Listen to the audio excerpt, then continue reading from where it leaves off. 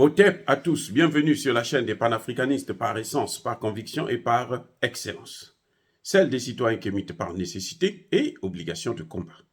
Nous sommes une chaîne qui n'est guidée que par nos ancêtres et rien que par les ancêtres qui appartiennent à l'égrégore du monde noir. Par conséquent, nous ne croyons en aucun Dieu venu de l'étranger. Toutefois, cette vidéo n'est aucunement destinée à inciter à la haine ou à la violence, car nous menons un combat qui est d'abord et avant tout spirituel, intellectuel et démocratique.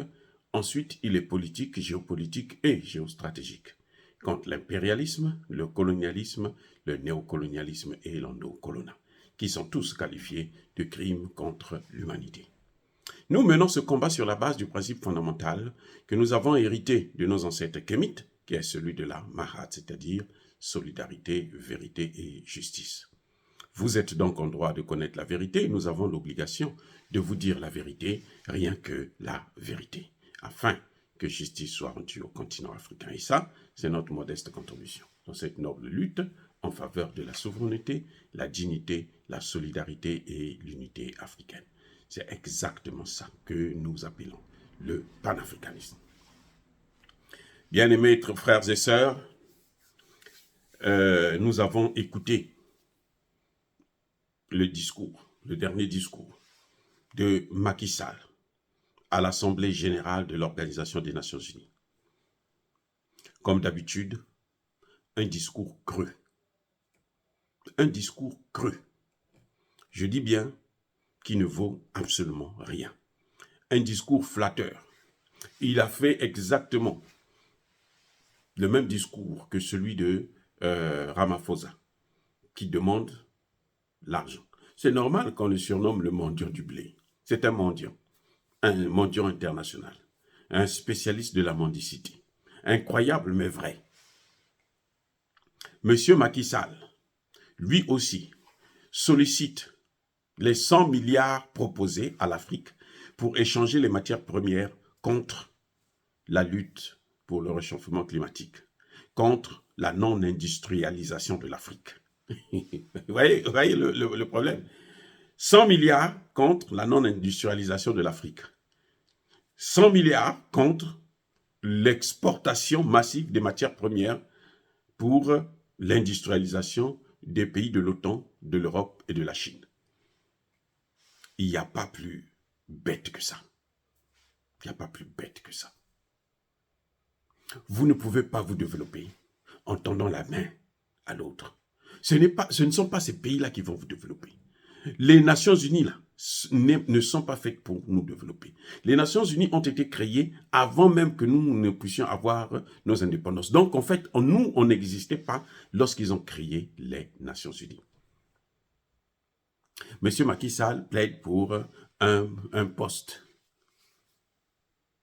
permanent au Conseil de sécurité de l'ONU pour les pays africains.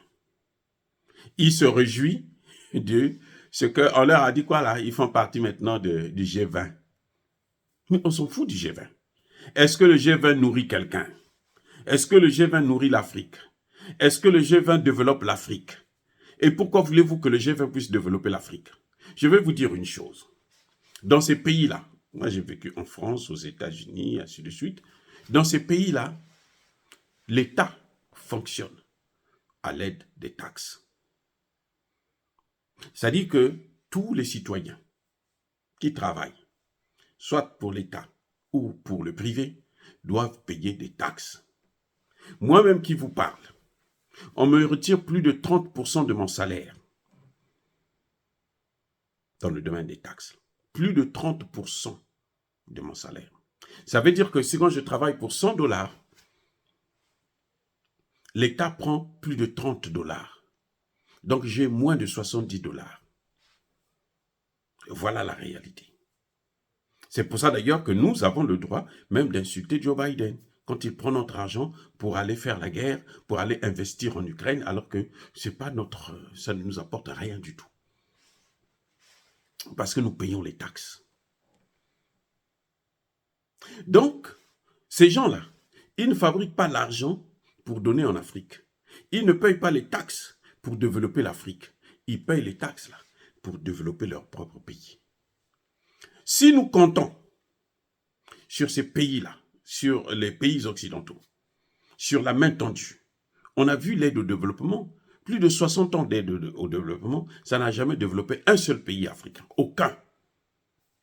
Même pas l'Afrique du Sud. Même pas le Nigeria. Le Nigeria que vous voyez là, qui est la première puissance économique de l'Afrique. Il y a une pauvreté au Nigeria que vous ne pouvez pas imaginer. Donc arrêtons. L'Afrique du Sud, là, c'est pareil. Les États-Unis, là, il y a en compte plus de 60 millions de pauvres. 20 millions de sans-abri aux États-Unis d'Amérique. Donc, quand Macky Sall vient aux Nations Unies pour dire « donnez-nous l'argent contre pour compenser le fait que nous, on ne va pas exploiter nos matières premières », c'est comme si dans sa tête, ça ne marche pas très bien. Les scientifiques, ceux qui disent que c'est nous qui subissons le réchauffement climatique plus que les autres, là, c'est faux. Moi, je ne crois pas à cette thèse. Parce que ceux qui disent ça, là, ce sont ceux-là même qui polluent le plus. C'est le monde entier qui est pollué. Si c'est ça, donc, vaut mieux industrialiser nos pays pour que nous puissions aussi se débarrasser, avoir moins de problèmes avec le réchauffement climatique. Non, Macky Sall est complètement dingue. C'est aujourd'hui, maintenant que Macky Sall reconnaît que les missions des Nations Unies ne sont pas adaptées. Les missions de maintien de la paix, là, ne sont plus adaptées. Parce que nous sommes dans le cadre des missions du rétablissement de la paix. Mais c'est ce que le Mali a toujours dit. C'est ce que le Mali a toujours demandé. Est-ce que vous avez entendu Macky Sall soutenir le Mali lorsque le Mali a porté plainte contre la France au Conseil de sécurité? Est-ce que vous avez entendu Macky Sall dire un mot là-dessus? Le Mali a accusé gravement la France, que c'est la France qui est en train de armer les terroristes. Que ce soit au Mali, que ce soit au Burkina Faso, que ce soit au Niger.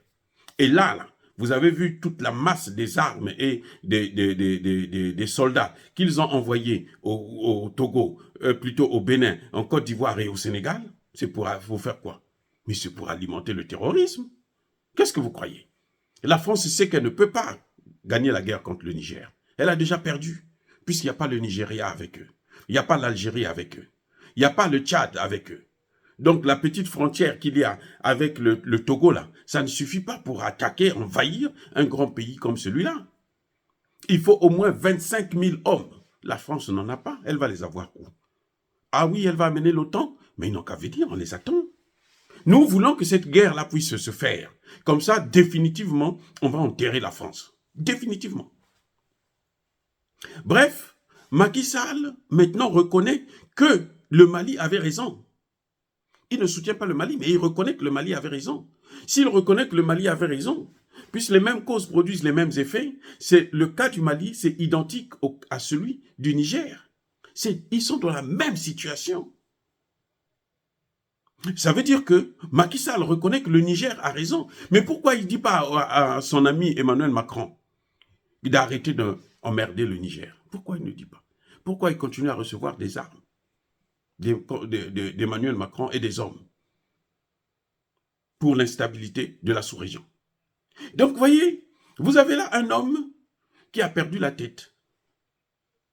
Je comprends que, politiquement parlant, il le faisait parce qu'il voulait qu'on le laisse libre pour qu'il puisse gérer Ousmane Sonko. Mais, au-delà de ça, ça c'est son intérêt personnel. C'est son intérêt personnel. Et il ne peut pas engager d'autres pays à faire le lèche-cul comme lui le fait vis-à-vis d'Emmanuel Macron. Donc voilà, quand j'ai écouté le discours d'Emmanuel Macron, je me suis rappelé du discours de Ramaphosa. Je me suis dit, mais ces gens-là, ils sont des nullards encore. Ils continuent à aller raconter n'importe quoi aux Nations Unies, au nom des Africains. Maintenant, imaginez-vous, on a le G20, on fait partie du G20. Qui nous représente là-bas? Quand il y a une réunion du G20, quel est le pays qui va partir? C'est les 54 pays qui vont partir là-bas? Macky Sall est fier. Ce qu'il oublie, c'est que le G20, là, ils sont en guerre contre les BRICS. C'est pour ça qu'ils s'attachent, qu'ils veulent maintenant penser à l'Afrique. Parce qu'ils ont vu que l'Afrique a tendance à plutôt aller vers les BRICS. Alors, pour arrêter cette hémorragie, on va introduire l'Afrique. Or, introduire l'Afrique, c'est quel pays qui va représenter les autres? Nous avons là des États souverains. Et ça veut dire que Macky Sall est en train de soutenir la mondialisation. Sans le dire, il est en train de soutenir la mondialisation. Le G20, là, c'est le G occidental. Donc, nous allons vers la mondialisation. Ce que les Africains ne veulent pas, parce que les Africains n'ont pas besoin de la mondialisation. C'est la mondialisation qui leur a mené dans l'esclavage, c'est la mondialisation qui leur a mené dans la colonisation. Vous avez vu, tous les pays du monde entier se sont réunis. Toutes les puissances de l'époque, en 1885, se sont réunis, se sont assis pour diviser l'Afrique. Et ils l'ont fait. Donc, quand Macky Sall vient soutenir la posture, plutôt un siège ou 2 sièges permanents au Conseil de sécurité, il sait que c'est ça qui va nous diviser encore le plus. Vous voyez comment les Américains et les Français, les pays de l'OTAN, ont détruit la CEDEAO? La CEDEAO est morte, là, avec l'alliance, là, la charte du Liptako-Gourma, là, mais la CEDEAO est morte. Là, c'est la mort de la CEDEAO, là. Ceux qui n'ont pas encore compris ça, ils n'ont qu'à le savoir. Parce que ces pays-là ne vont pas s'arrêter là. Hein. Il n'y a aucune alliance militaire et politique qui vaille s'il n'y a pas l'aspect économique qui suit. Attendez, je répète. Il n'y a aucune alliance militaire et politique qui peut tenir solidement si on ne s'occupe pas de l'aspect politique. Et l'aspect politique, c'est lequel? C'est le franc CFA. Ces 3 pays-là utilisent le franc CFA. Ils seront obligés. Ils seront obligés, d'une manière ou d'une autre. C'est question de temps. Et vous savez très bien que lorsque le fruit est mûr, il tombe. Donc, je crois que Macky Sall doit réfléchir encore plus. Bon, c'est son dernier discours aux Nations Unies, mais il doit plutôt parler aux Sénégalais que l'avenir du Sénégal, ce n'est pas aux Nations Unies, ce n'est pas au G20. L'avenir de l'Afrique, ce n'est ni aux Nations Unies ni au G20. Aucun pays africain ne va s'en sortir avec les Nations Unies ou les G20. Si c'était ça, les pays africains seraient déjà très avancés. Très avancés. Puisque les Nations Unies existent, ça fait plus de 60 ans. Ce sont les Nations Unies là qui nous ont pris pour nous donner mettre à la disposition de la France. On a été sous tutelle de la France. Et ça continue jusqu'à aujourd'hui. C'est que Macky Sall n'a pas encore compris, eh bien, il va le comprendre à ses dépens. Peut-être quand il ne sera plus au pouvoir, il comprendra ça, mais qu'on le veuille ou non, je vous dis, ce discours de Macky Sall est un discours tordu et pourri, qui n'a ni tête ni queue. C'est encore nul, comme on n'en a jamais vu. Il fallait mieux, comme je l'ai dit, pour Ramaphosa, il fallait mieux qu'il reste chez lui, pour gérer son cours, pour gérer, plutôt pour soutenir Amadou Ba, le Premier ministre qui est candidat.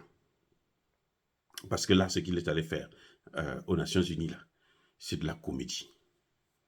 C'est le tralala. Et c'est malheureux pour le Sénégal. Dire cela, c'est inciter à la haine ou à la violence. Non. Yaba Kolervé, Yamalem. Encore une fois de plus, bien-aimés frères et sœurs, soyez bénis. Je persiste et je signe. Soyez abondamment bénis par le Dieu des Kémites et par nos ancêtres angélisés. Mais que tous ceux qui persécutent le continent africain le pillent et le déstabilisent, qu'ils soient noirs, blancs, chinois, arabes, indiens, qui qu'ils soient punis, maudits, foudroyés, neutralisés, écrasés, effacés par ce Dieu des Kémites et par nos ancêtres angélisés. Vive l'Afrique éternelle. J'ai dit et j'assume.